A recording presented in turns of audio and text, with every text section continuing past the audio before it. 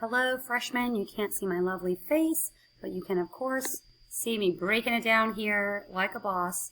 Okay, not really, and nobody says that. But anyway, here we go. I'll try this again.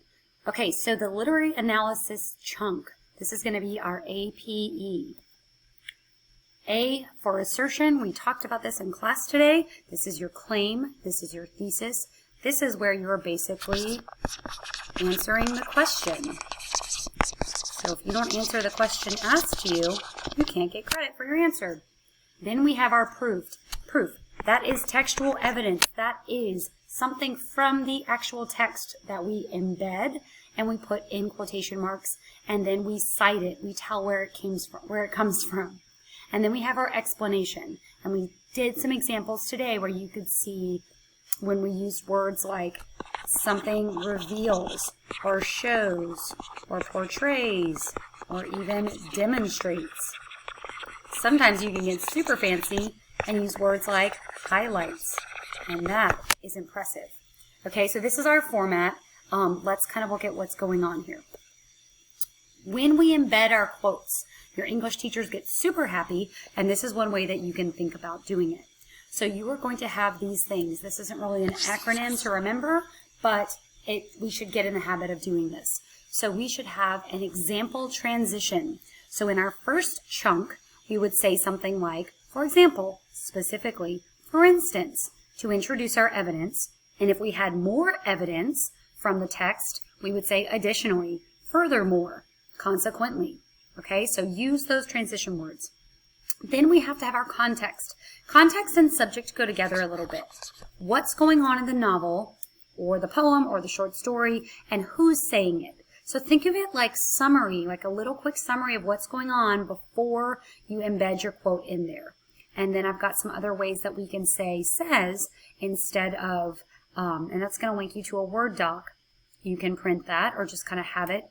You can save it to your OneNote to be a little more sophisticated. Then we actually place the actual text from the novel into our sentence. Then we close our quotes and do our internal citation, right? That looks like this. Kid, or the author's last name, page number, close the parentheses, put the period. Okay, so let's look at one. In this example, in chapter 1 of The Secret Life of Bees by Sue Monk Kidd, what is Lily longing for? So we have to answer the question, we have to give proof, and then we have to explain it. Okay, so let's look at our answer. In chapter 1 of The Secret Life of Bees by Sue Monk Kidd. Hooray, right? We might want to stick the novel, The Secret Life of Bees, but we have tagged it.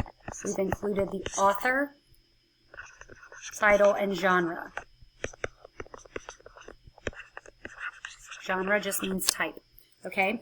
The protagonist, Lily Owens, longs for her mother most of all. What is Lily longing for? Her mother. So we've answered the question. So our APE, check. We got the A. Let's look at the P.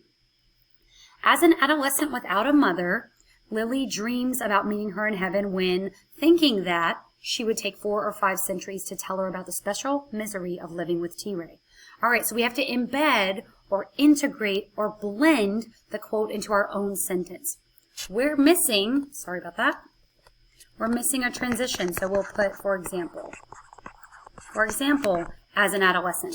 Here's our context, okay? What was going on in the novel? Well, Lily was telling her, us, right, reading the book about meeting her mom. The Lily and this blue part kind of go with the subject. That's who's saying it, because Lily is thinking, Lily is narrating.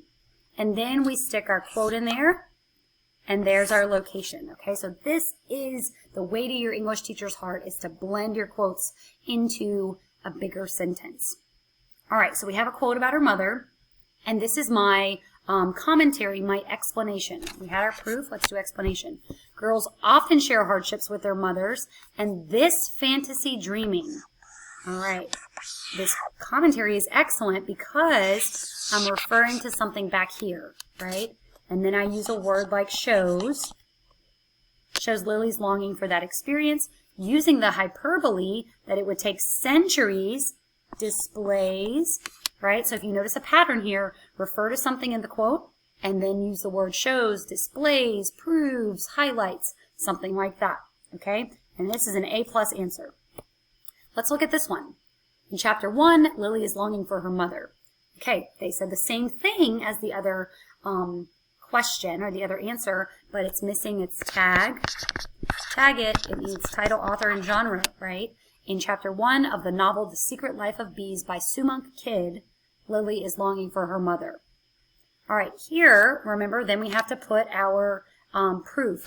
Lily's mother died when she was 4 years old, and she cannot learn about her mother because she had the special misery of living with T-Ray.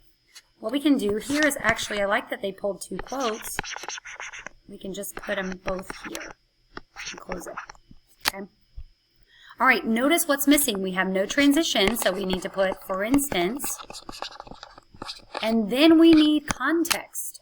So maybe we can say, for instance, when thinking or when revealing her past, Lily narrates, right? So there we go. We have something that's going on. Lily was revealing her past to us. Okay, so we gave it some context there. Lily misses her mom so much that she has to sadly live with T-Ray. T-Ray treats Lily terribly. I'm not really sure this is great commentary. It's not referring to anything in the quote. Okay, so we might say something like, being without a mother from such a young age.